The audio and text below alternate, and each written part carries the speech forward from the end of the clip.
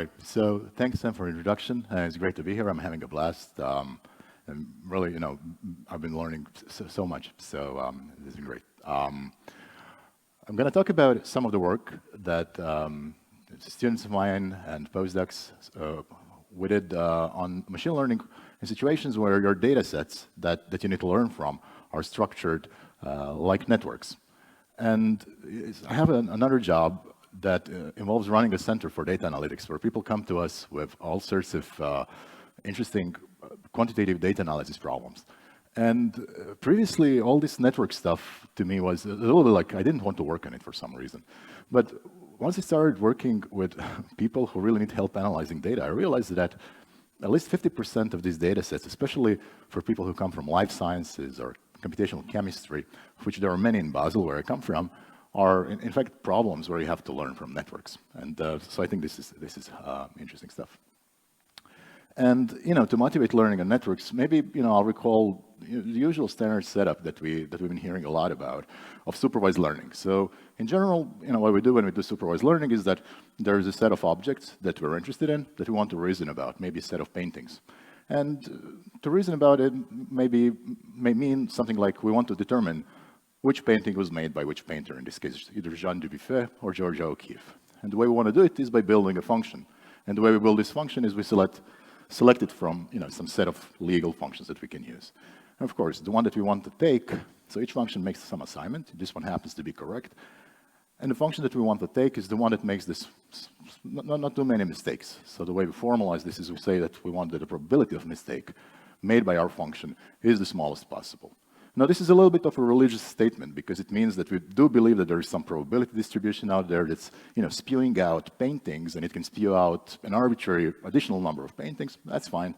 We don't know anything better, but we don't know this probability distribution. So the best we can do is we settle to work with a set of paintings that we have access to, maybe the set of paintings that are hanging on the walls of a Kunstmuseum in Basel, and we pick the function that makes the smallest number of mistakes in Basel.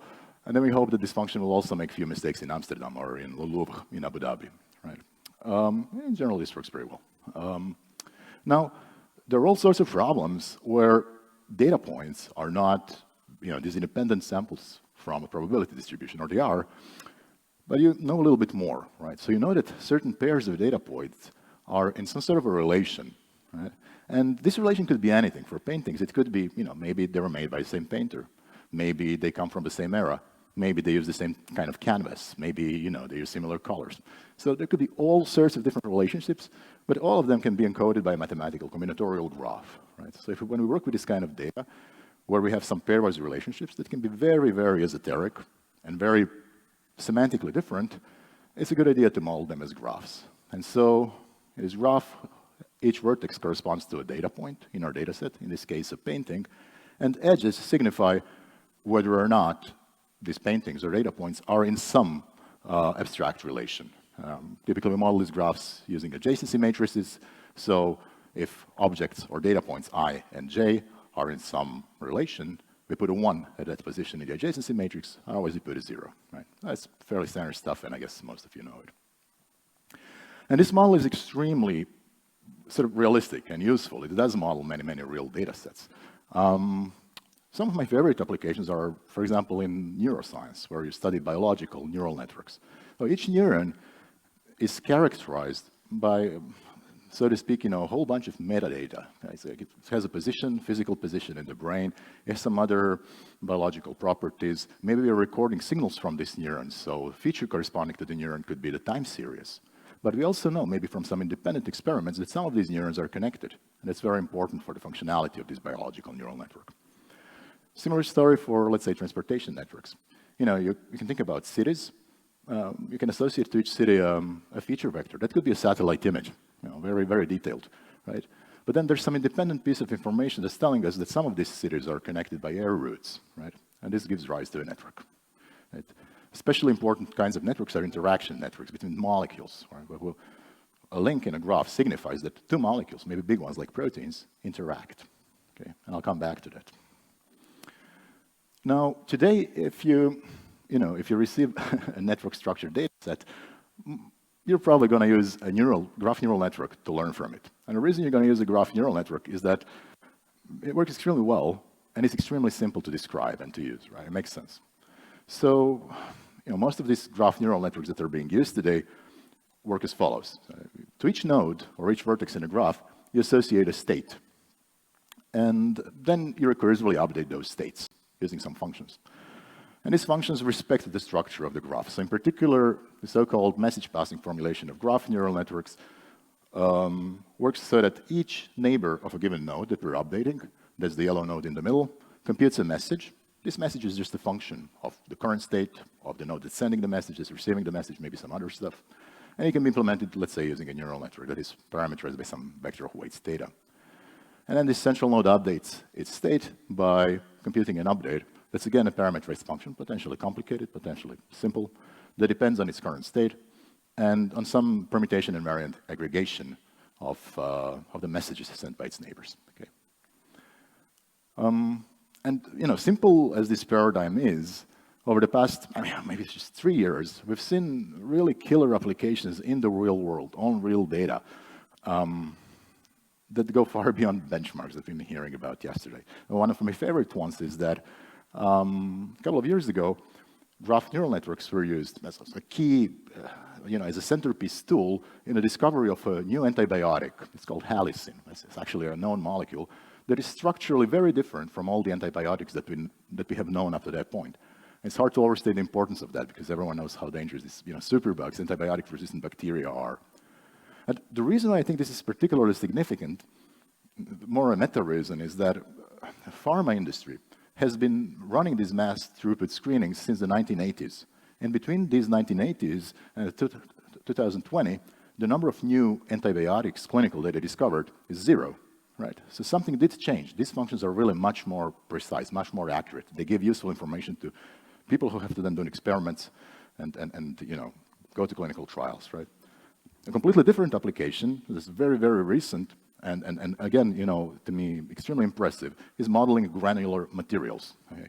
Now, this is a very important problem. If we want to understand, for example, earthquakes or our planet, we have to understand why certain granular materials like rocks slip. So why there are faults that slip. It's also very important to understand, in civil engineering, structural health, many other applications. And the way the way usually forces are transferred in these materials is that something that is called force chains is formed. So forces and stress are concentrated along some low-dimensional substructures within these 3D bulk things. And it was a very, very hard problem. In fact, completely unsolved. It was considered to be a completely hard problem to predict where these force changes will appear. But a very simple graph neural network, a convolutional graph neural network, turns out to be able to very accurately predict the formation of these force chains in granular materials. So that's, again, extremely important. And if you want to learn particle interactions, simulate physics, compute energies associated with molecules, all of these applications are currently dominated by graph neural nets. Now, since it's so important, it's good to ask the following question: where do these networks a priori come from in some canonical way, right? So we have these data points, maybe paintings. One way to form a network, even if there's no network to begin with, is if we have some metric associated with our space of data. So for example, maybe just norm of the difference between two images. Now, if we have this metric, what we can do is we can connect each data point to its k nearest neighbors, and we get a KNN graph. Now, that certainly makes sense. It makes sense in particular if your data comes from, let's say, a low-dimensional manifold. Then it's related to things like Laplacian eigenmaps that Misha has spearheaded, and diffusion maps, and manifold learning in general. And in some sense, this graph is a proper discretization of your manifold. But it's not the situation that I'll talk about today. And the reason I'm not going to talk about this situation today is that here the graph is somehow a deterministic function of your data, right? So you can use it to regularize some subsequent learning. You can use it to organize your calculations, but it's somehow a very deterministic function of your data, so it inherits the sort of the metric notions that you used to produce the graph in the first place. Okay? Now, there are completely different situations. There are situations where, okay, let's talk about, for example, protein-protein interaction networks. Okay, so now we have these two huge molecules, and they're described by, let's say, their amino acid sequence, right? So in principle, you could run molecular dynamics simulations to determine whether, some pairs of proteins in a big database of proteins will interact. But you cannot do that in practice, because we're still far from being able to, run molecular dynamics simulations at that level, right, of precision. It's just too slow. So for all practical purposes, whether or not two proteins interact, and this stuff is determined experimentally, is an independent piece of information that we cannot just calculate from the data set, right? And so the picture is a little bit like this, right? You have some, latent biochemical mechanism or some other, and this mechanism gives rise both to the protein and it determines which proteins will interact. But these two chains are somehow noisy, and independent to an extent, right? So both give, a little bit more information about the process of protein interaction or the phenomenon. And since this thing has so many killer applications, of course, you'd expect that, or, there's a lot of theory about it. Now, I kind of dislike these statements that we don't understand anything about, we don't understand anything about deep learning, and we have to work. It's a little bit like, I think in this crowd, as if, Kellogg's tells you that eating a huge breakfast is very important. But in relative terms, there is even less theory than, if I accept this game, for graph neural networks. And what is out there can roughly be split into approximation statements, or results, and generalization results. Approximation results simply ask, can this message-passing graph neural network compute a certain function? And they're typically framed in a sense of whether the graph neural network can discriminate different graphs, right? And the seminal result shows that they cannot do better, message-passing graph neural networks cannot do better than a certain graph isomorphism test that basically determines whether two adjacency matrices are permutations of one another, right? And then, the generalization question asks, well, if I give you a class of functions, can you reliably learn from finite data sets, right? So, the first question is definitely extremely important. For example, in computational chemistry, you have to be able to distinguish between very similar molecules. In the past, we've had some horror stories where things like chirality, caused really a lot of suffering because they were not accounted for. But this perspective of approximation doesn't explain at all why, when we have features associated to vertices, why is it that very, very simple architectures can learn from very, very few labeled data on very, very, very diverse graphs, right? And I'll talk more about that. So that is basically what I want to talk about today here. So, maybe the emphasis being on the diversity, right? So we've seen that these relations can signify many, many things. They can signify interaction, they can signify similarity, they can signify an error root, right? So why is it that we can use the same architecture for all of these things? Okay, and I want to organize this somehow in three pieces. The first one will be, I want to talk about physics, not mathematics, but physics of graph neural networks. And I'll sort of expound a fairly standard statistical physics program that will give interesting results. And then I'll show you that this physics program gives interesting phenomena that we actually observe much beyond the sort of toy model or stylized setting that I'll be analyzing.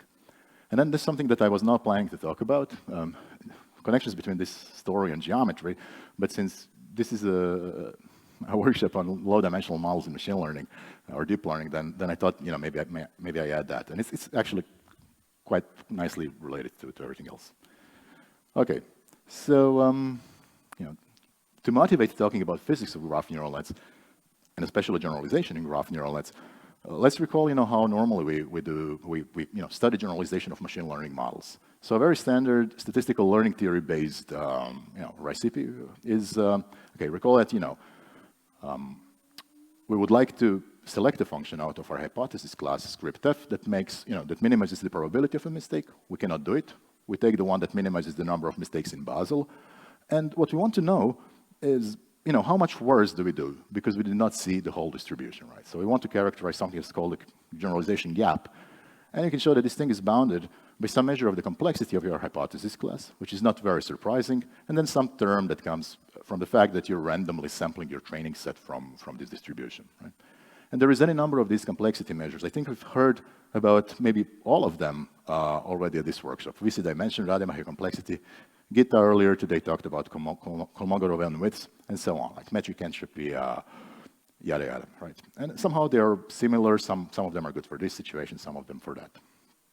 But it turns out that if you try to carry out this program for graph neural networks, and I'll show you some figures towards the end of the talk, you get results that are utterly not useful, right? In the sense that they do not say anything about the phenomenology of learning on graphs, and in fact, they are completely vacuous. So a quantity that is supposed to be between 0 and 1 is something like a gazillion, right? And so we cannot really use it neither to guide design nor to claim any understanding, right? And these are great papers, by the way, technically deep, and so the authors of these papers admit that, right? And so there is a sort of a quest for the right complexity measure, but I'm not going to do that, right? I'll do something that physicists do, which is I'll postulate a toy model that I can analyze. But the way I'll design this toy model is so that it has some knobs that are problem-specific, that are really important for people who do network science and learning on graphs. An example of that was, again, what Misha did yesterday when he showed a precise analysis with, let's say, Gaussian designs, right? So that's something that you can do. And these things have started emerging over the last 10 years. We have these analyses for, let's say, regularized sparse regression based on, Gordon comparison lemma. We have people in physics doing this stuff. We, sort of precise analysis of simple models, right? And I said, I'm gonna create this computational laboratory where I can tweak things, and these things must be relevant to the domain that I'm talking about. So what is one of the most relevant things when you think about complex networks and the culture? What are the conversations that these people are having? It is the meaning of the edge in the graph, right? That's really central. I'll give you an example, right? So if Alice and Bob both know Jane, they're friends with Jane, then it's reasonable to assume that Alice and Bob are also friends, right? But now think about an interaction graph, right? So you have a protein A, which interacts with protein B, okay? And so then A undergoes a small mutation. Now, this small mutation is still quite likely to interact with B. But there's no reason that this mutation interacts with A, unless A already interacted with A, right? It's very, very different, because in the first case, what you get are these loops of length 3. You get these transitive relations, the triangles in a graph. And links signify similarity, belonging to the same class.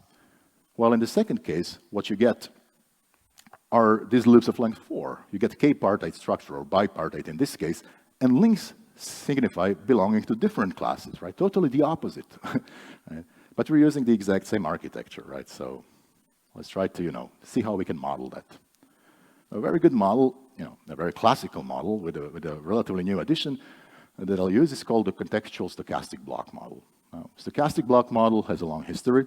It's been used as as an analytic model, tractable, in fields ranging, from biology to computer science to whatever. And what a stochastic block model is, it's a graph with a planted community structure. So nodes in this graph, I'll talk about 2 classes, can belong either to class 1 or to class 2. And links between the pairs of nodes are established independently at random, but the probability that you get to link between nodes in the same class is different from the probability that you get to link between nodes in different classes, right? So that's all. It's a sensible model. We'll use a very particular parameterization of these in-class and out-of-class probabilities of connection. And this formulation is useful because it's normalized by the size of the graph. So n here is the number of nodes in the graph. Now, the reason why it's useful is that then we can specify these probabilities in terms of the average degree, right? So we can say that, we can kind of control the average degree, which is an important parameter.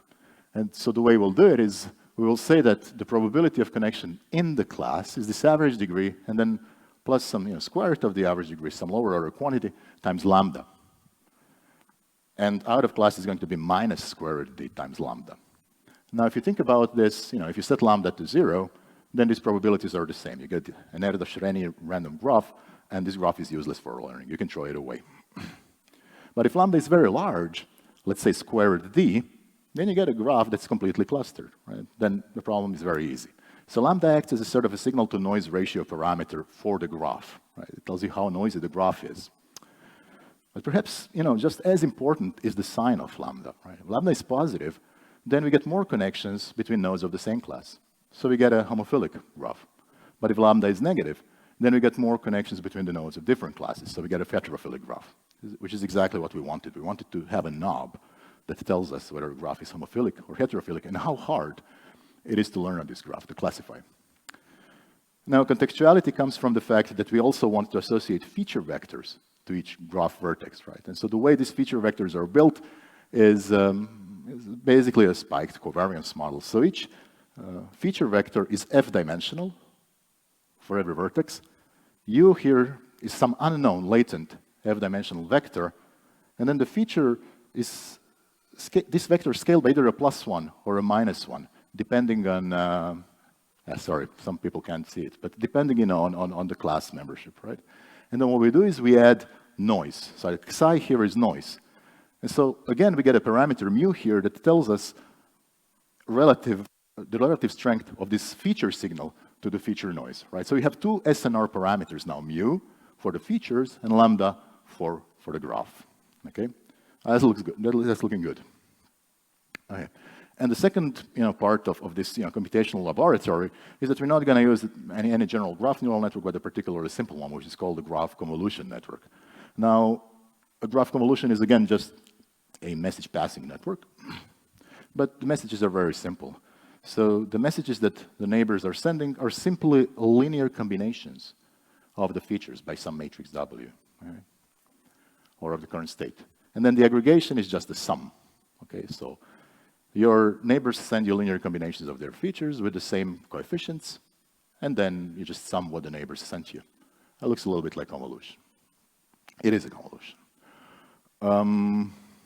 Anything else to say here? Yeah, so it's very convenient to write this as a single matrix equation. That'll be convenient for later. So it turns out that we can actually do that if we stack the f-dimensional features into the rows of some feature matrix capital X. This matrix has n rows and f columns for f features. Then it turns out that we can write this update at once as multiplying this feature matrix on the right with the weights. We're used to multiplying it on the left with the weight matrix, but it's just like transpose in the head. And we do signal propagation over the graph on the left using this adjacency matrix A, right? And then we hit it with some nonlinear activations. Okay. One surprising thing about this is that the nonlinear activations don't really help in graph convolution networks, which sounds outrageous, but it's true. So you can try it for yourself. And this has been the subject of several recent works. And state-of-the-art node classification results by GCNs are, in fact, not using intermediate nonlinear activations. Now, people who are used to thinking about feed-forward networks must be, foaming at the mouth, because there, if you remove activations, what you get is a simple linear or affine mapping. And sometimes people indeed call these graph neural nets linear, but it's totally misleading. They're not linear. And the reason they're not linear is that, recall that, both the graph and the features are bona fide parts of the input to our network, and we're multiplying them, right? So we kind of interfere the graph and the network. And if you do it multiple times, it becomes very nonlinear. And, even more, if you do create your graph from the features, like it's a KNN graph, then actually the entries of the matrix A depend on X in a very smart way. So it's totally nonlinear, right? Okay. And so I use this as a justification to analyze networks without activation. So this is a simple model that we've analyzed. We will do propagation over the graph on the left by some polynomial of matrix A, and we'll use shallow networks. So K will be equal to 2 layers. And then, there will be one set of weights that we'll try to use to perform classification. We'll fit this using least squares, not some classification-specific laws, because we know how to analyze this. But from a practical point of view, we've trained a lot of these things, and it doesn't really matter. It doesn't make a huge difference, right? But this is something that we can actually understand at this point in time. And we're going to work in a proportional scaling. We're going to look at large graphs, and the number of features will scale proportionally with the number of nodes. And you can ask, why is this necessary? It turns out that if you don't do that, the problem becomes very easy. And also, I have to emphasize this. We work in a regime, so all the scalings of all the quantities are set up in a way that the problem is hard. Right? There have been some publications where you don't do that, where things are linearly separable. Right? So that is not so interesting. And why is this scaling good can also be justified in a post hoc way. Right? So it's good because when we look at the phenomena that, sort of our expressions in the end show, they match the phenomena that we see on real graphs, so somehow is a post-hoc justification. Okay, and so just to summarize, here's the knobs, of our computational lab that we can tweak. It's the graph SNR, the feature SNR, how many features we have in relative terms, how many nodes do we use to train? I did not say anything about this. So, in graph learning, you have this graph, and so you have to pick some fraction of nodes. I mean, you have labels for some fraction of nodes. It's called transductive, or similar to semi-supervised learning, right? So we use some percentage of nodes to train, and then we also have this regularization parameter. Okay, maybe I skip this. And so since this statistical learning theory program currently does not work for this problem, we turn to physics. And it's kind of obvious that we can interpret any graph as a system of interacting particles, right? So we have some properties associated with these particles, and these properties are determined by the features. And then we have some interactions, and interactions are given to us, right? And so somehow what we want to understand is the meaning of these interactions to be able to learn. And so, you take a textbook, statistical physics, and you look for, how have people addressed problems where you have systems of interacting particles in the past. Right? Of course, this paradigm has had many great successes. One of the famous stories is understanding ferromagnetism. Right? This is a really important problem, and still is. And so if you look at ferromagnets under a microscope, you see a picture of this set of magnetized domains where particles, little elementary magnets, are all oriented in the same direction. And if you, expose this magnet to a very high temperature, then this looks very random. If you cool it down, it doesn't look so random anymore, right? So in the early 20th century, German mathematician Lenz was trying to understand this problem. So he built a model, basically, that we're all familiar with today. So he said, okay, let me try to just model this as a system of very simple particles that can be in one of two states, spin up or spin down. And the way these particles interact is that particles like that their neighbors have the same spin. Okay, so we build an energy, or Hamiltonian, corresponding to this configuration, sigma, that is small if neighbors have equal spins. Spins can be an either +1 or a -1. And then, we can add some external field, that's the HIs. And so, the question is like, so what will be the state of this system? What will be the state of the magnet? So you could say, well, I mean, if spins all need to be the same, I'll just set them all to be the same. I get the minimum of the energy, right? But it turns out that we live in a world at finite temperatures, not at absolute zero. And so, what Boltzmann taught us is that we should construct a probability distribution that somehow takes temperature into account, very specific, right? So I'll call it here the Gibbs distribution. And this Gibbs distribution, has a relatively simple form, right? It's very logical, right? So you have some exponential term, and this term is large when the energy is small. That makes sense, right? You have to normalize it. So there is something that we call the partition function that I'll come back to. And there's a temperature parameter, actually inverse temperature parameter beta. Right? So when beta goes to infinity, temperature goes to absolute zero. We're going to use the exact same thing, except that our energy will be our loss function. Right? And we will not look for a distribution over particles, because particles are given to us, and interactions are already given to us. Right? So what we will look for is the physics, the weights of this network. What is the right interaction for which my system has the smallest possible energy? Somehow, what is the interaction in this universe of my data set? And again, well, I'm just repeating stuff, so I'll form a Gibbs distribution now over W's, over the weights, and we'll look at the partition function. Now, this is the following is very, very important, like the important intuition about the Gibbs distribution.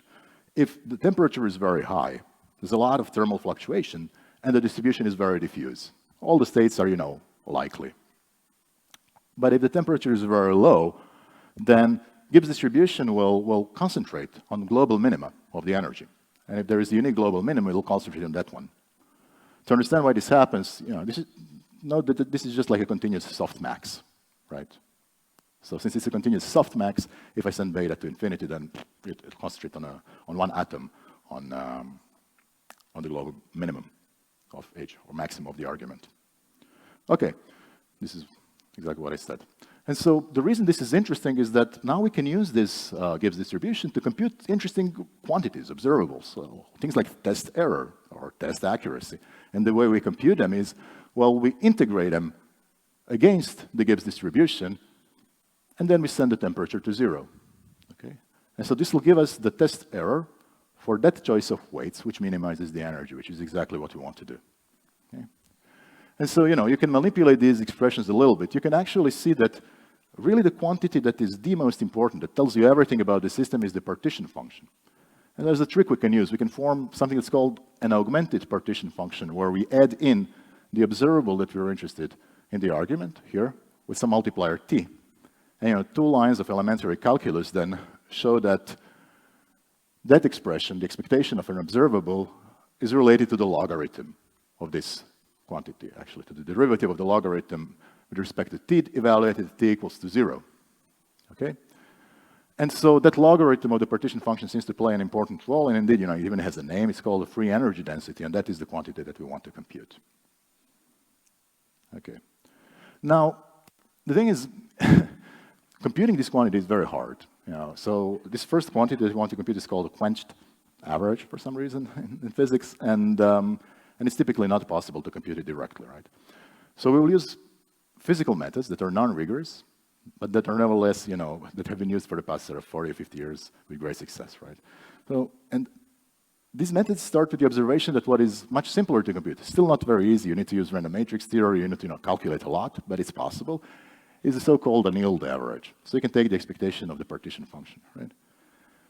Then you can use, again, some elementary calculus to see that because z is a normalizer of a Gibbs distribution, if I take an integer power of z, this is a normalizer of a distribution of n independent copies of my system, right? So that's something that I can work with. So this thing you can check, it holds. And this thing that's called the replica trick that we use to do our calculations uses exactly this identity, but then it says, now you should pretend that n is a real number. You should click your heels 3 times and take a limit as n goes to 0, right? Okay, so that is that is the non-rigorous part. Nevertheless, Giorgio Parisi 2 years ago won a Nobel Prize in physics, to a large extent, for his contributions related to the replica method and applications of the replica to solutions of many open problems in physics, right? So it's a very powerful framework. Now, the reason this is useful for us is because it allows us to somehow handle this interaction between the graph and the features. So you look at the previous theory papers. Nobody is really talking about how the graph is interacting with the features, but that is really the key question, right? It is also the key difficulty, because if you want to do random matrix theory now for the graph here, for A, that's a binary, symmetric matrix. It's a complicated object. We know some random matrix theory results, right? But it's in general very tedious and complicated to work with it. And so what, I should mention this. So the work is, all the work that I'm talking about here is done by my student, Chang Shi, who is sitting here in the audience, right? So I should always say, he did everything here. So what he was able to show using replica is that you can write down the free energy as a saddle point of some very low dimensional equation that depends on a small number of so-called order parameters, right? It's like 6, 8. And it has a very particular structure. It's a sum of 2 terms, the first of which only depends on the adjacency matrix, and the second of which only depends on the graph, or on the graph features. Now, the reason why this is powerful is that now we can think about this term. So, for example, what if we could replace these binary adjacency matrices by something else that doesn't change the value of this, maybe asymptotically, because we want an asymptotic result, right? And this is exactly what is possible, right? So what is possible is to show that in the limit of large graphs, there exists some Gaussian random matrix, right? And the expectation of this quantity C will be the same, whether I'm averaging over the Gaussian ensemble or the binary adjacency matrices, right? Now, we can again demonstrate this using physical methods in some cases, and in some cases, it's really a fully open conjecture, which you can only verify numerically, right? So this, I think this is a very interesting problem, right?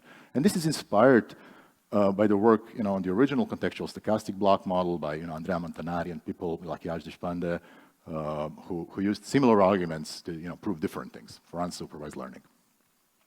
Okay, and now you calculate and calculate, and, you really get not a generalization bound, but what you get is a precise expression for the test risk, right? So this is way beyond anything that, statistical learning theory can currently tell us about graph neural networks.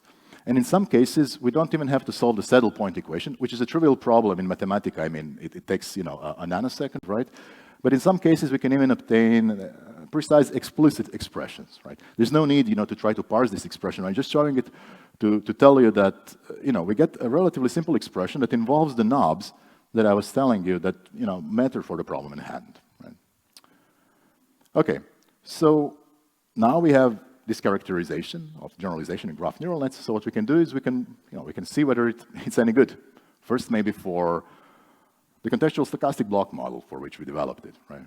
And so we can look at the test risk curves as a function of the proportion of nodes that we get the labels for, How many labels in this graph were revealed? So that's a relative thing. That's between 0 and 1. And so here they are. So, the dashed lines are theoretical expressions, and these little crosses are trained networks. So they, of course, match perfectly. Now, what is interesting to note is that, and, of course, it's not very surprising. I mean, Misha gave his talk yesterday, is that there exists this regime where more training data hurts performance. Now, this regime, of course, also exists classically. Classically, what you vary is not the amount of training data.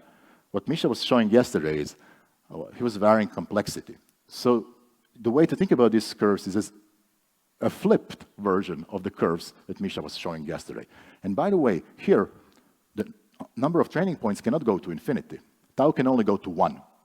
We can at most use the whole graph, and that would not be very, very good if we had to do it, right? So what you see is that the surprising regime is the one where you have very little data, but still adding more data doesn't help, it hurts, right? And of course, as you increase the strength of regularization, again, we've seen this yesterday, the set of interpolation peak goes away, and you get better test risk. And if you're over-regularized, then again, it starts, the blue curve is above the green, right? So it starts getting worse. Now, one meta reason why I think this is very interesting is that, recent work, very good, very influential recent work, claims that there's no observations of double descent in graph neural networks, and that the reason there's no double descent in graph neural networks is that there's all sorts of implicit and explicit regularizations that you need to train them, and so we can just never see it because it's always very regularized, right? But now that we sort of know exactly how to tweak the knobs, we can go to real data sets and real big models, and this is a little bit hard to read, so I'll just guide your eyes.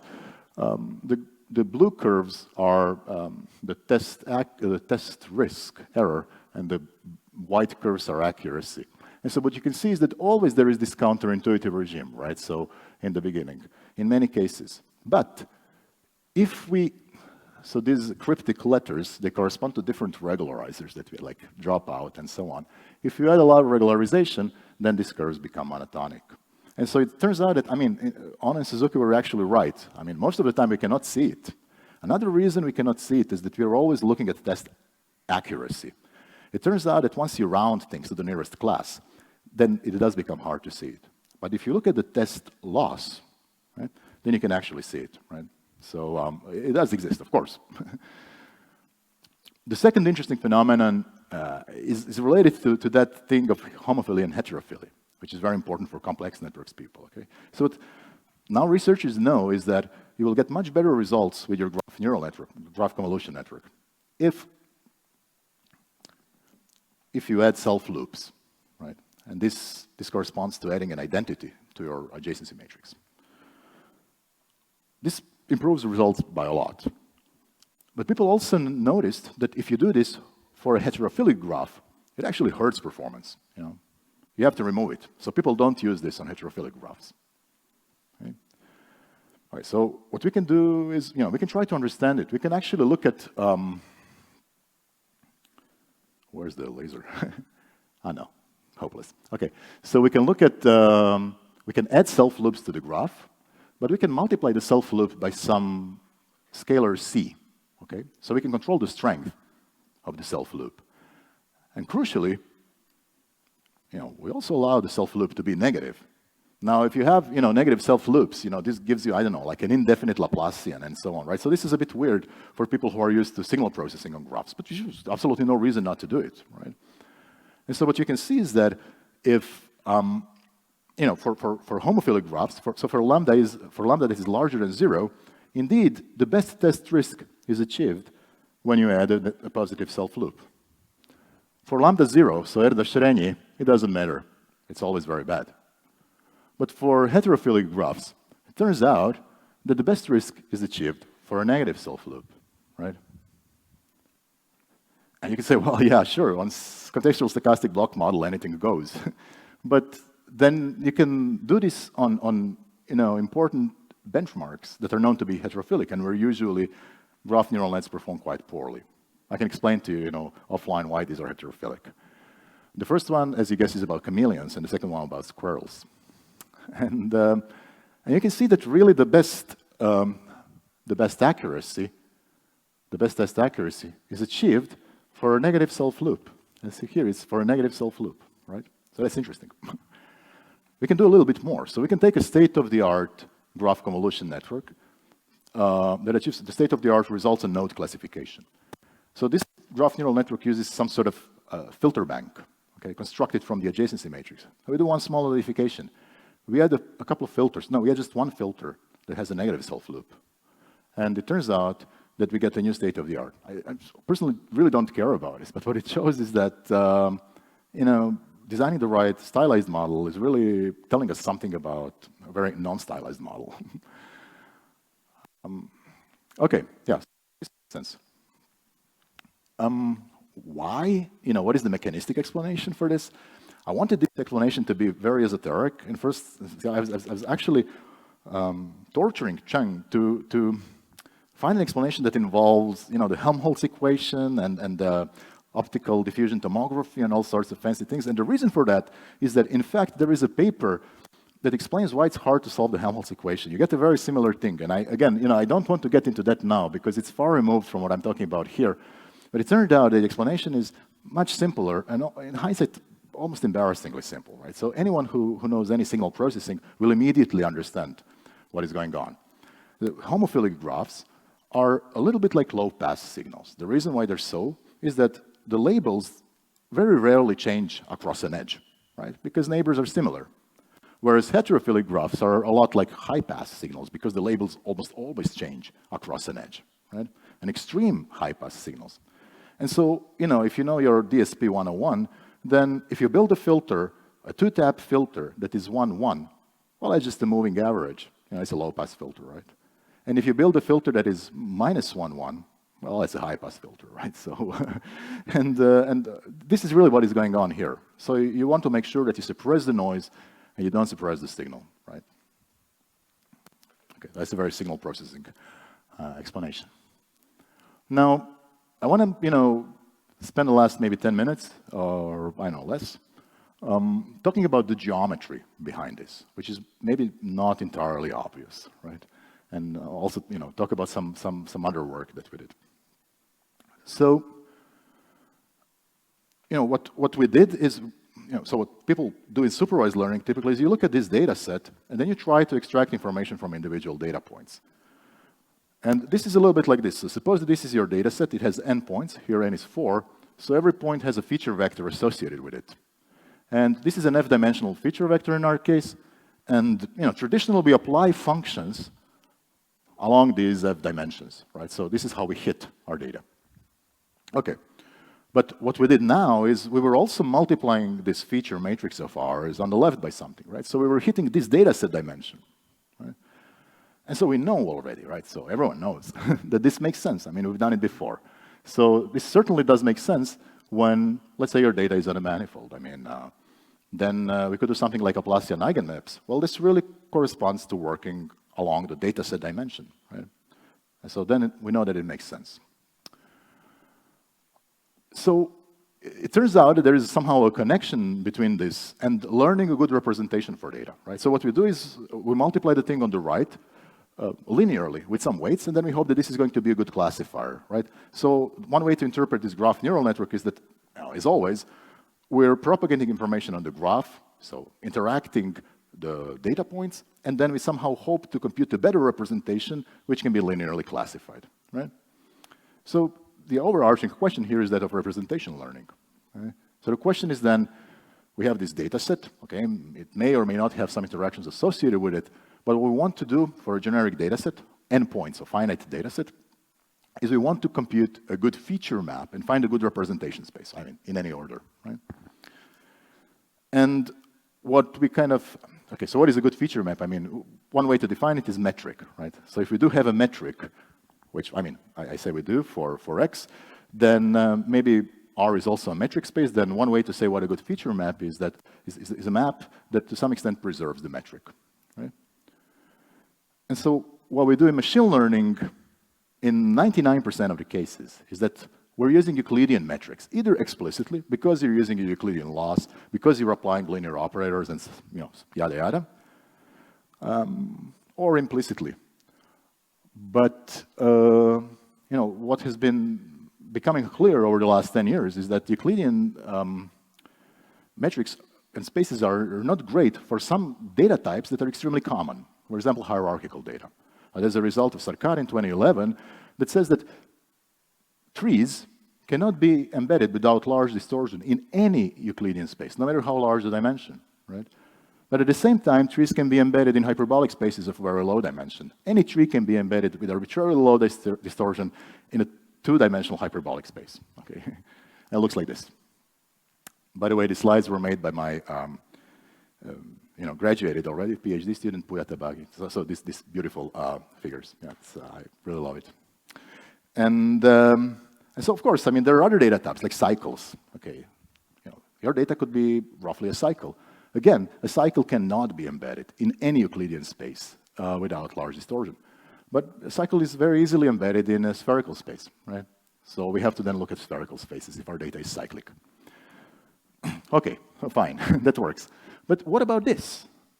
What is this object? Okay, it's a cycle of trees. So what do we do now? You guessed correctly. We embed it into a product space which is a product of a spherical and a hyperbolic space, right? And that works. That's the right choice. You guessed correctly. But the thing is, you can see that this quickly gets out of hand. First of all, how do I know what I should do up front? And second of all, I mean, there's a great variety of things that could happen. So, you know, one question that we could ask is there something universal that we could do? Is there a space that always works? Or do we really have to, you know, do this bricolage?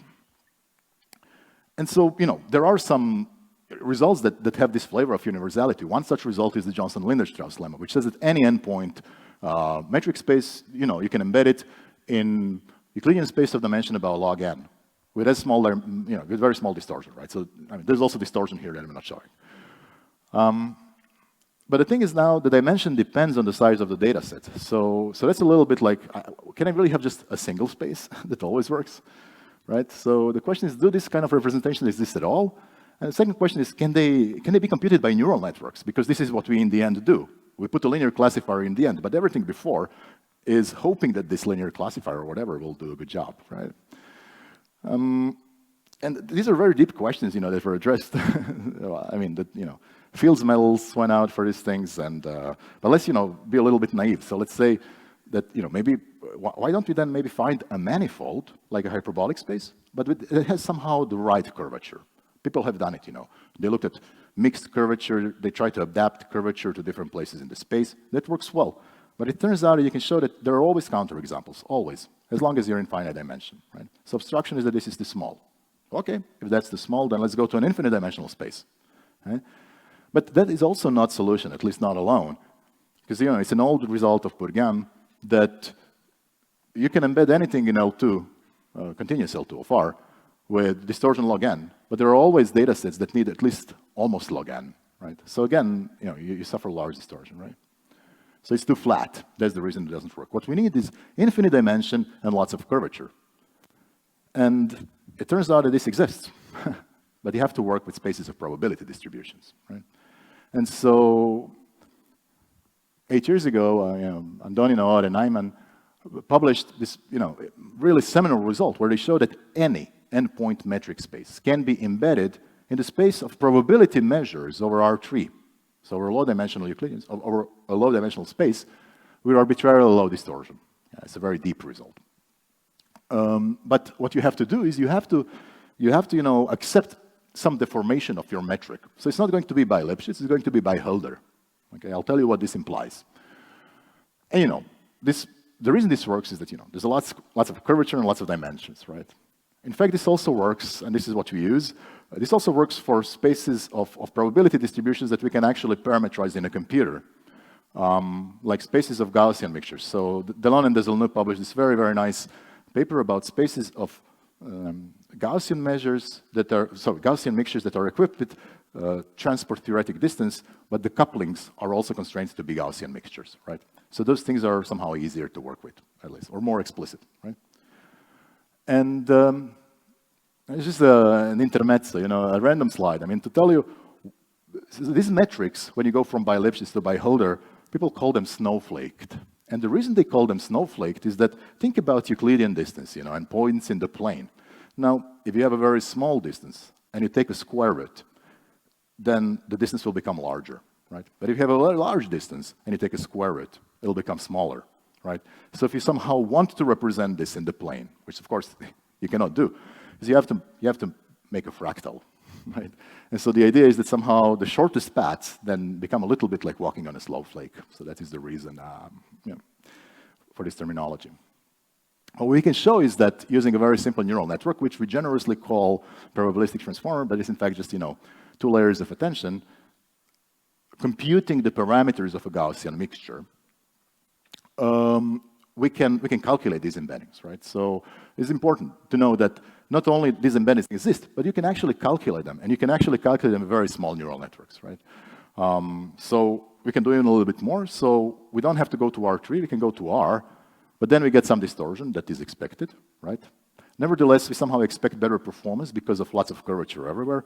But if we go to R3, then we can get arbitrarily low distortion. So this is really just, that part is just a mapping of Naor's result. But the point is, we can compute these things with neural networks. Of course, what to do with it is then another question. We can discuss that. We can also get stronger results when we know that the data is structured, right? Maybe a manifold, a tree, a fractal, or something like that. So you can just, this is great, right? But what you should ask is, we never do this, and things always work. So we always use either Euclidean or lately hyperbolic spaces. So why do they work? We know that we cannot embed our data in these spaces. What is more, I mean, if you look at how these proofs for counterexamples, for lower bounds, for distortion, or embedding dimension are made, you usually produce a graph, a metric space that is worst case. And often this worst case metric space is something like an expander graph, okay? But if you think about the stochastic block model in this regime that is hard, it's expanding, right? So it's a bad situation for these things, right? And the reason this works is that we really don't care. If we're doing binary classification on a graph, we really don't care about preserving distances, right? We only care about classifying nodes as being a +1 or a -1, right? So asking for preserving a metric is a little bit too much. If we could do it, that would be great, because we would have a guarantee that any downstream task will benefit from it. But in reality, we don't really need it, right? And so I somehow stumbled upon a master thesis of Lena Vankadara, if I'm pronouncing that right, who is doing his master thesis with Ulrike von Luxburg. And they're addressing exactly these questions. I still have to understand the implications, but I think this is somehow the right sort of direction to move in, to ask what are the right measures of distortion for machine learning, not for metric geometry, right?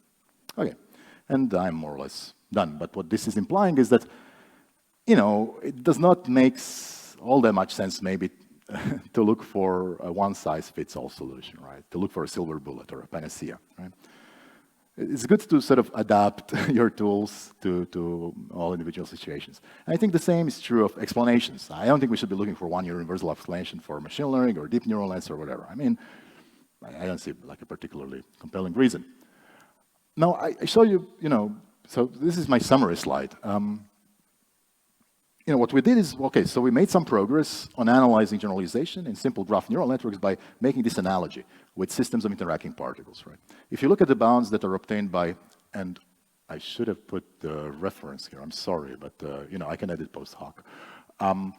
So, PAC-based analysis, or using Rademacher complexities to analyze generalization in graph neural networks, you get things that look like this. So, oops.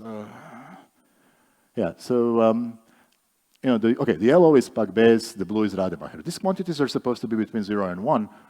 The ordinate axis is in log scale. So they are, e to the power 20, right? So they're not between 0 and 1, right? Very, very far from saying anything. And the paper that this is taken from is a great paper. It's really like a technical masterpiece of analysis. Applying this PAC-based analysis is very technical, right? Applying it to graphs and finding a way to do it sort of the right way, but still, it doesn't give much, right? So the improvement is very marginal, right? So that's why I think, it's worth being a bit more open towards the kind of tools that we're ready to use to sort of, understand deep learning. The second thing is, I didn't talk about this, but we use a lot of random matrix theory. Now, this simple signal processing explanation is correct, but there is one thing about graphs that we don't have on grids, and that is that this spectral density of the adjacency matrix, or the Laplacian, is very inhomogeneous, right? It's interesting. And I believe that by playing on this density, we can get much better representations, right? But then we have to do something more complicated, not linear, right? And the last thing is it's a philosophical connecting, to the panel and to a lot of things that we've been hearing here yesterday, is about, what does it mean to understand? So if I derive these results using, let's say, Gordon's min-max, convex Gaussian min-max theorem, Gordon's Gaussian process comparison lemmas, will I be able to say, oh, now I understand this much better? In my opinion, not. Actually, I understand interacting particles better than, comparing Gaussian processes. And the worst thing is if you remove Gaussianity in these results, then the lemma is not true anymore, right? So this is just a philosophical thought that I maybe like to discuss with some of you. So these are the two references that I described in the talk, and with that, I'll thank you for your attention.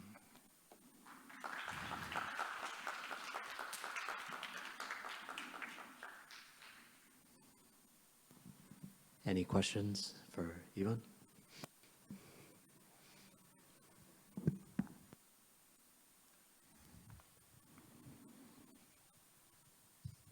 Thank you for the very interesting presentation.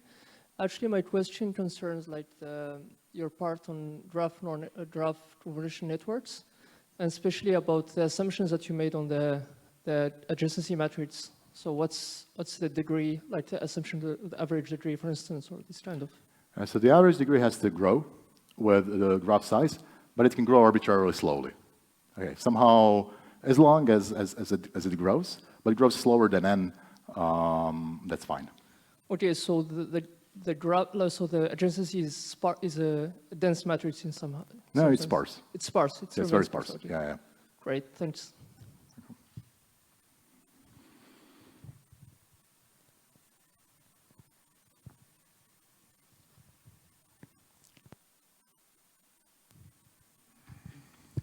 Hi. So you went into the at the end about how to extend these results for more structured graphs. But I want to know your more comments on. So all these results on lower bounds, they use expander graphs, which are really a very worst case situation. And in practice, for data sets like Quorum or the data set that you show, it's nowhere near expander graphs. It's much more well behaved. So what are your comments on what is really missing in how we construct these lower bounds, or what do you think should be done to restrict the class of graphs that we consider to get these lower bounds to be much better? That's an interesting question. I mean, I agree. So Quorum, is the homophilic graphs, and especially these things they are low dimensional somehow. And so, so the reason I made the comment is because the stochastic block model, which we analyzed, is not like that. It's high dimensional. But we only need one good cut to classify, right? It's a half decent cut. Right, so a short answer to your question is I don't know, right? This, at least not when it comes to metric geometry, because this is really sophisticated math that I don't understand at the moment. As far as machine learning goes, I think it has to be task-driven, right? So, and we've heard this, I think it's like on Wednesday, you know, I think the way we have to learn, there's some value in learning task-driven representations. So I think usually people always extol the value of having very, very universal representations. But I think you're missing out if you're not thinking about the task when you're designing your representations, right? And so when you do that, you get, I mean, you quickly see that you do extremely well with these GCNs. Okay, so somehow a tangentially related comment. There exist results, there exist fundamental detection bounds for the stochastic block model and for CSBM in an unsupervised regime, where you do something like a spectral method, right? So you know the information theoretic best bound. And what we can show here is that with just a couple of labels, with a GCN, a really stupid one, we can break this unsupervised detection bound, right? So going back then to your question, you know, I think this is because the task is simple. It's binary classification, right? So I'm afraid that I didn't really answer anything. But yeah, I think thinking about the task, not trying to look for something universal. Thank you.